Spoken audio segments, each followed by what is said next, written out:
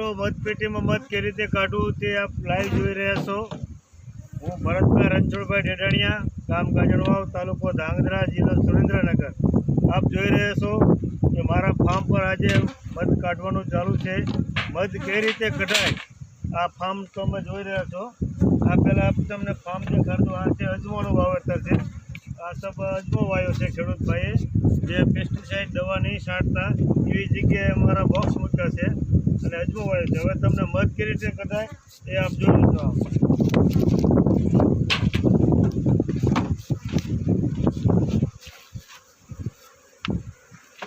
એ મધમાખીની પેટી છે।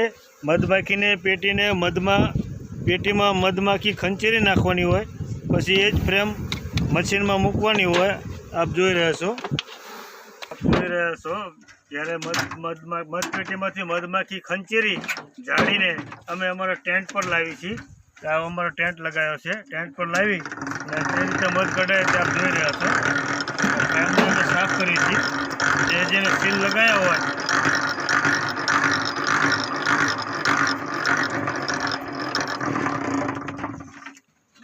જે મધમાખીએ જે સીલ લગાવ્યો હોય એને અમે સીલ કાપી અને પછી મશીનમાં નાખવી છીએ।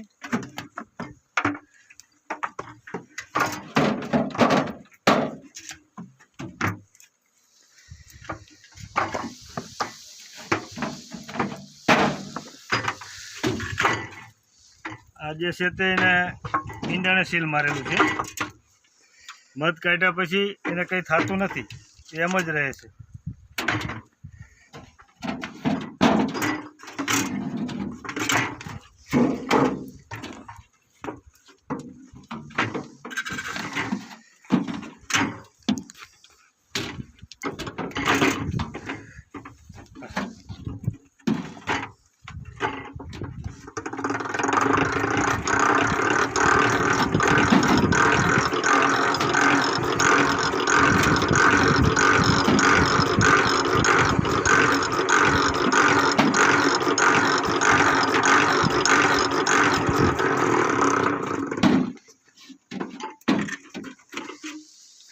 સીલને એમ જ રહેશે, કે થતું નથી। ઈંડા બચ્ચા મરતા નથી અમારે જ્યારે મધ કાઢવી ત્યારે। બંધ ત્યારે અમારા પીપળામાં મધ આવી જાય છે એટલે આ રીતે અમે કાઢી લઈએ છીએ અને પછી આને લઈને અમે પ્લાસ્ટિકના કેનમાં ભરી અને ઘરે સાદા ફિલ્ટર માટે લઈ જઈએ છીએ। અમે અમારા ફાર્મ પરથી મધ કાઢીને પછી અમે ઘરે લાવીને આ એક ડ્રમમાં નાખ્યું છે। ડ્રમમાં નાખ્યા પછી ડ્રમમાં મેં અહીંયા વાલ ફિટ કર્યો છે। આપ જોઈ રહ્યા છો, વાલ દ્વારા મધ અમે ચાલુ કર્યું એટલે મધ તે પેલું ફિલ્ટર માટે ગળણીમાં પડે છે। ગળણીમાં એક વખત ફિલ્ટર થયા પછી અમે આને ફરીને ખાદીના કપડા વડે ગાળીએ છીએ। ખાદીના કપડા ગાળ્યા પછી આ રીતે અમે ડોલો ભરીને મૂકી દઈએ છીએ। આજે શ્રી રામરસ મધમાખી ઉછેર કેન્દ્ર ગાજણવાવ અમારા ઘરે મધ બોટલ પેકિંગનું કામ ચાલુ છે। આજે આપ જોઈ રહ્યા છો લાઈવ મધને કઈ રીતે બોટલ પેકિંગ કરવું।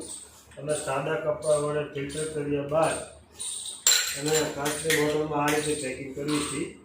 પહેલાં બોટલને ધોઈ પછી સરસ કપડા વડે મૂકી અને બોટલ પેકિંગ કરવી છીએ।